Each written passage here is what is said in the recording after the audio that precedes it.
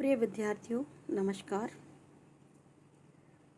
आज हम कक्षा 12 की आत्मपरिचय नामक कविता, जिसके रचयिता हैं कवि हरिवंश राय बच्चन, उसकी व्याख्या करते हैं।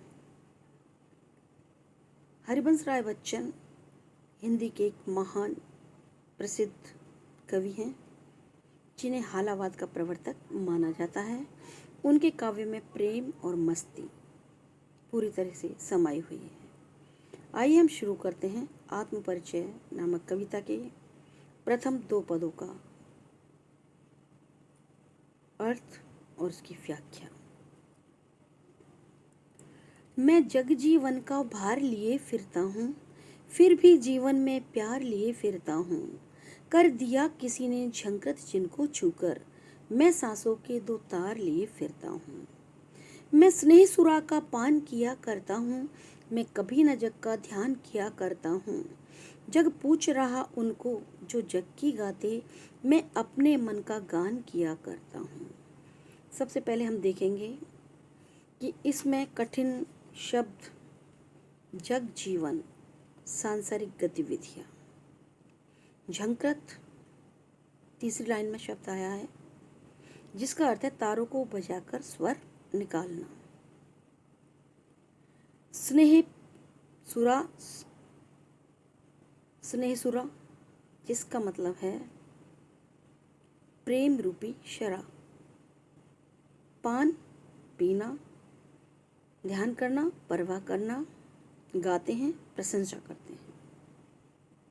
तो सबसे पहले हम लेंगे इसका प्रसंग कि प्रस्तुत पंक्तियाँ हमारी पाठ्य पुस्तक आरोह भाग 2 में संकलित कविता आत्मपरिचय से ली गई हैं और इसके रचयिता महान कवि हरिवंश राय बच्चन हैं।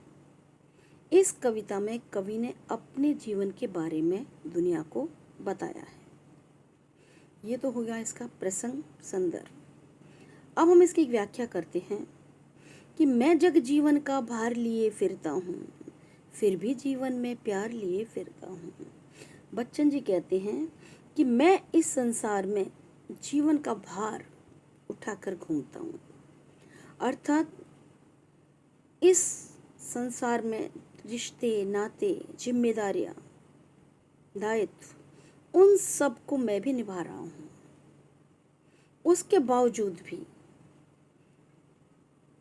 मेरा जीवन प्यार से भरा पूरा है कि मैं जीवन में प्यार लिए फिरता हूँ। यानी मेरे जीवन में उसके बावजूद भी प्रेम है, प्यार है।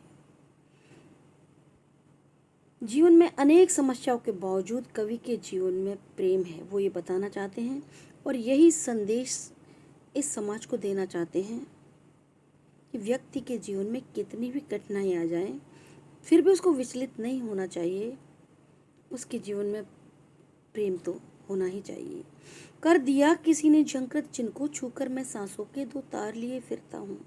आगे कहते हैं, कवि बच्चन कहते हैं कि मेरा जो जीवन है, कवि अपने जीवन को तुलना करते हुए कहते हैं कि मेरा जो जीवन है वो सितार की तरह है, जिसे किसी ने छूकर झंकृत कर दिया है, और उसका जो परिणाम है कि उनका जीवन संगीत से भर उठा है।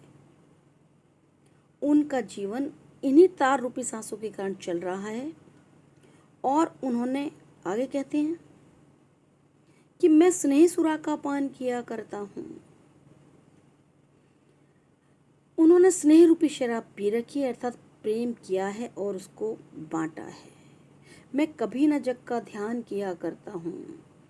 कवि महोदय कहते हैं कि मैंने कभी संसार की परवाह नहीं की, मैं जग का ध्यान नहीं करता, मैं संसार में रहने वाले लोगों की परवाह नहीं करता कि ये जग क्या कहेगा, मैं क्या करता हूँ, इस बात पर मैं कोई ध्यान नहीं देता। जग पूछ रहा उनको जो जग की गाते हैं।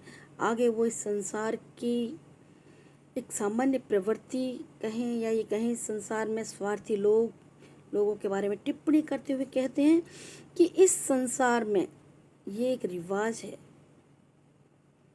कि जग पूछ रहा उनको जो जग की गाते हैं। यानी संसार के लोगों की प्रवृत्ति है कि वो उनको पूछते हैं जो संसार के अनुसार चलते हैं और संसार का गुणगान करते हैं। लेकिन कवि अपनी विचारधारा को अलग बताते हुए कहते हैं कि मैं उन लोगों में से नहीं हूँ, मैं अपने आप में अलग हूँ, मैं एक ऐसा व्यक्ति हूँ कि मैं अपने मन का गान किया करता हूँ, यानी मैं अपने मन की इच्छा अनुसार चलता हूँ, मैं वही करता हूँ जो मेरा मन कहता है। तो ये हो गई इनकी व्याख्या। इसके बाद हम देखते हैं कि इन दोनों पदों में क्या विशेषता है, जिसको हम विशेष नाम से पॉइंट बनाकर लिखते हैं। नंबर पहला, कवि ने सबसे पहली बात हमें इन दो पदों से पता चलता है कि कवि ने अपने निजी प्रेम को स्वीकार किया है। यह कवि ने ये बात बताई है कि मैं सांसों के दो तार लिए फिरता हूँ, कर दिया किसी ने झंकृत जिनको छूकर।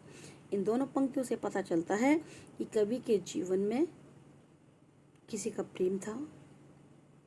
दूसरा बिंदु हम लिख सकते हैं कि संसार के स्वार्थी स्वभाव पर भी कवि ने अपने विचार व्यक्त किए हैं कि जग पूछ रहा उनको जो जग की गाते। इन लाइन से हमें पता चलता है कि संसार में स्वार्थपरता पूरे तरीके से चलती है।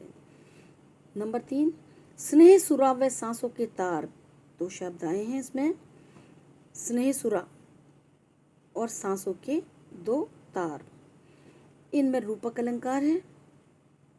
नंबर 4, जग जीवन स्नेह सुरा, इन दोनों में वर्ण की आवृत्ति हो रही है इसलिए इसमें अनुप्रास अलंकार है। नंबर 5, खड़ी बोली का प्रयोग किया गया है।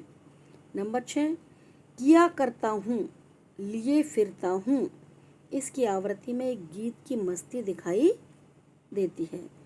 अब इन दो पदों में से हम कुछ प्रश्न आपको बताते हैं। जग जीवन का भार लिए फिरने से कवि का क्या आशय है?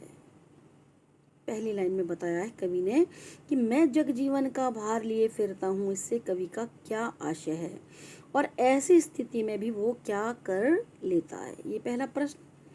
इसका जो उत्तर है कि जग जीवन का भार लिए फिरने से कवि का आशय है कि सांसारिक रिश्ते, नाते, जिम्मेदारियां, दायित्व, उन सबको निभाते हुए भी कवि अपने जीवन में प्रेम रखता है, बांटता है और वो सबसे प्रेम करना चाहता है। दूसरा प्रश्न, स्नेह सुरा से कवि का क्या आशय है? दूसरे पद की प्रथम पंक्ति में आया है कि मैं स्नेह सुरा का पान किया करता हूँ, तो इस स्नेह सुरा से क्या आशय है? इस प्रश्न का उत्तर है कि स्नेह सुरा से आशय है प्रेम की मादकता और उसका पागलपन, जिसे कवि हर क्षण महसूस करता है और उसका मन उससे झंकृत होता रहता है। तीसरा प्रश्न, आशय स्पष्ट कीजिए, जग पूछ रहा उनको जो जग की गाते।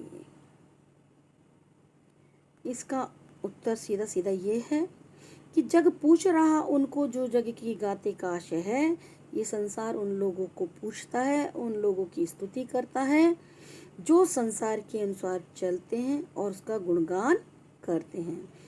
प्रश्न नंबर 4, सांसों के तार से कवि का क्या तात्पर्य है? आपके विचार से उन्हें किसने झंकृत किया होगा? सांसों के तार से कवि का तात्पर्य है उसके जीवन में भरा प्रेम रूपी तार, जिनके कारण उसका जीवन चल रहा है। हमारे विचार से उन्हें कवि की प्रेयसी ने झंकृत किया होगा।